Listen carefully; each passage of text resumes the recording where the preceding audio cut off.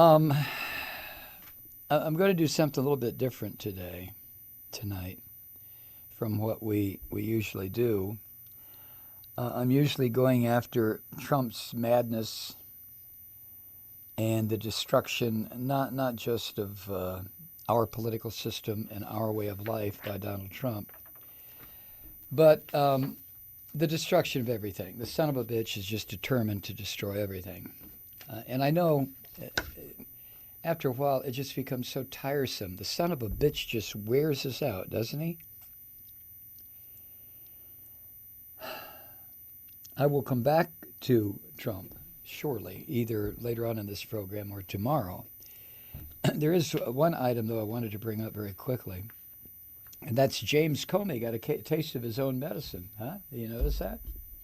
Remember what Comey did in the summer of 2016 when the campaign between Trump and Clinton was heating up?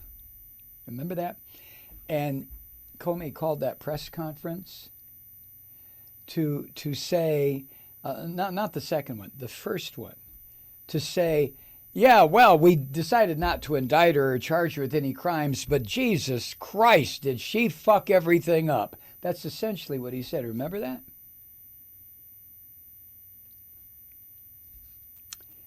Three summers ago, this is at the Atlantic.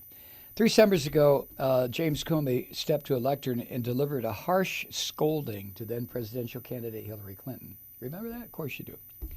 Comey's agents had been investigating Clinton's use of a personal email server an email account in her role as Secretary of State. And while he said that, quote, no reasonable prosecutor, end quote, would bring a criminal case against her, he was unsparing in his criticism. This is what he said then, quote, although we did not find clear evidence that Secretary Clinton or her colleagues intended to violate laws governing the handling of classified information, there is evidence that they were extremely careless in their handling of very sensitive, highly classified information, end quote.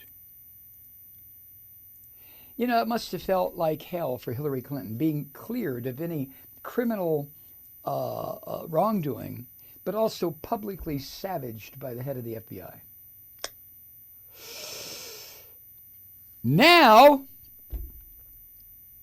I think, as of yesterday, Comey pretty much has an idea of how that feels, right? Or today, I should say. Today, the Department of Justice's Office of Inspector General released its report on Comey's decision to keep several memos that he produced as FBI director, one of which a friend disclosed to the New York Times at Comey's request. The OIG, Office of Inspector General, indicates that the Justice Department declined to prosecute Comey. But the report criticizes him nonetheless. Oh, ouch! Talk about karma. Karma can be a motherfucker when it comes back around, right, James? This is what the report said, little piece. Quote, in a country built on the rule of law, it says that, in a country built on the rule of law, it is of utmost importance that all FBI employees adhere to Department of FBI policies, particularly when confronted by what appears to be extraordinary circumstances or compelling personal convictions. Comey had several other lawful options available to him to advocate for the appointment of a special counsel, which he told us was his goal in making the disclosure. Now, they're not referring to Hillary here. They're referring to what he did. What was not permitted was the unauthorized disclosure of sensitive investigative information obtained during the course of FBI employment in order to achieve a personally desired outcome. Now, all that's missing in that little synopsis are the words, Comey was extremely careless, which is what he said about Hillary Clinton and her campaign staff. They were extremely careless, says me.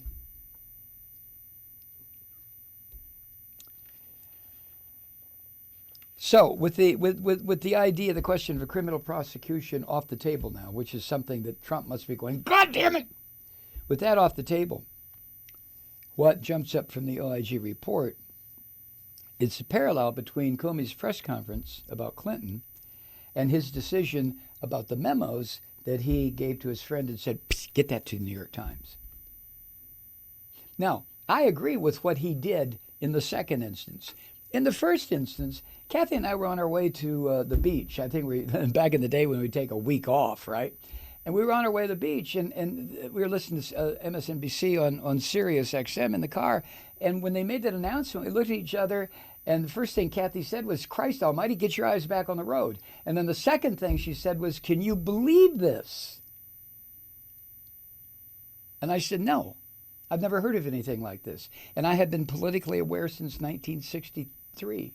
I've never heard of anything like what Comey was doing with that press conference. We didn't find any criminal activity. We didn't find any reason to prosecute. In fact, no prosecutor in America would prosecute her. However, I'm here to tell you that the bitch is guilty of something. Something. Eh? Now remember, when all this shit started with Trump, I pointed out that a lot of these people who were criticizing him and people whom you and I may have felt allegiance, not allegiance to, but some kind of a connection with, that these were all Republicans. Comey's a Republican, always has been. So many of the people on MSNBC who are ripping Trump to pieces are Republicans. I'm talking about the program hosts. But you make common cause with people who you might consider on the other side of the political fence when you have to deal with a tyrant Nazi fuck like Donald Trump. But Comey, in that instance, this is before Trump was elected, before the election, Comey was, I don't know what the hell he was doing with that press conference. I just remember being dumbfounded. What? You never call a press conference if you're the FBI head. You delegate that shit to somebody else. But in a political cesspool, which is what we were dealing with in the summer of 2016 and still are, in a political cesspool, you would expect the FBI director to stay the fuck out of the muck, right? At least I did. So Comey, no, he has his little press conference. Well, Comey violated procedures and policies in pursuit of what he believed was a larger imperative, and that was revealing the shit about Donald Trump when he released memos that he had written.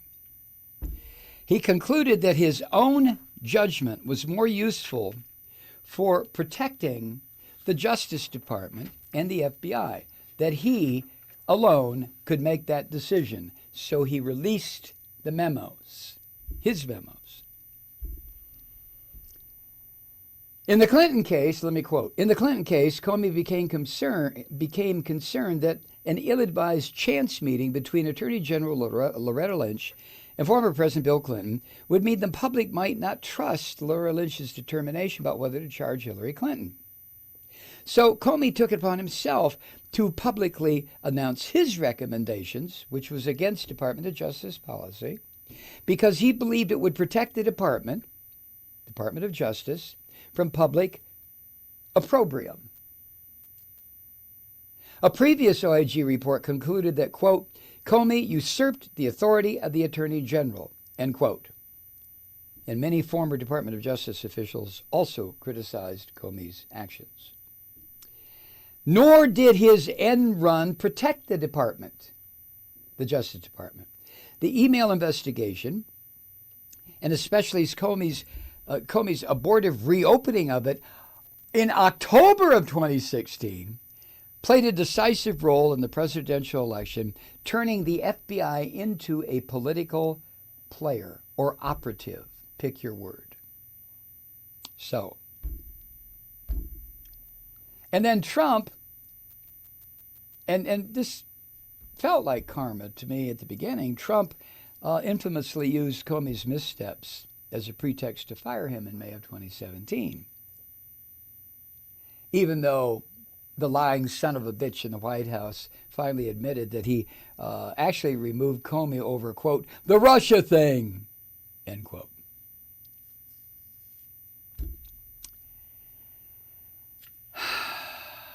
Now, maybe Comey was right.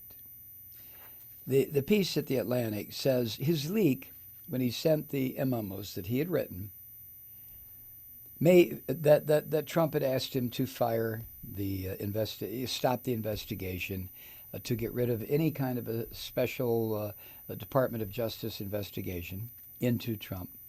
That may very well have been the difference between a special counsel investigation and none. And Mueller's investigation was an essential look at the White House, which revealed the dysfunction, the disregard of the law, the obstruction of justice in all but name, that just infuses the Trump administration.